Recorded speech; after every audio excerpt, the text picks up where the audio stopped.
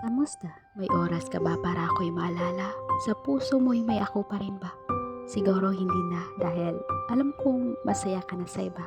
Pero ako, ito, palaging nahihirapan kasi ikaw ang kailangan. Hindi nagbabago at sa'yo pa rin ang pagmamahal ko. Wala namang magawa kasi gusto mo nang lumaya. Pagod na ba talaga? O may nakita ng iba at piniling bumitaw para sa kanya? Kahirap tanggapin ang totoo na hindi na ako. Mas masakit kasi nakikita kitang masaya pero hindi na sa piling ko. Halaga, saya at pag-ibig natin sa isa't isa. Nasa di ko alam ang dahilan ay nawala na lang basta-basta. May mali ba ako? Ano? Bakit? Hindi bang pakisabi ng paulit-ulit para kahit papaano matanggap ko ang sakit?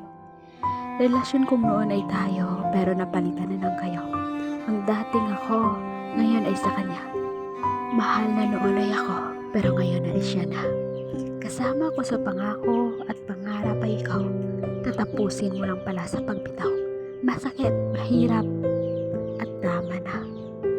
Ang paghangad ko, malinang umasa pa para manibalikan tayo. Minamahal na ng iba ang taong mahal ko at tatanggapin ko na lang na ang mahal mo ay hindi na ako.